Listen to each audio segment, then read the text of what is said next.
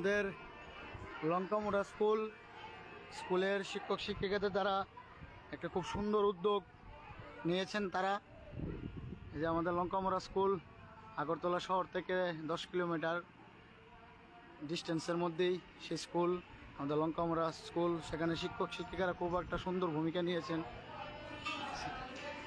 শ্রী ঠাকুর অনুকূলচন্দ্রের আদর্শ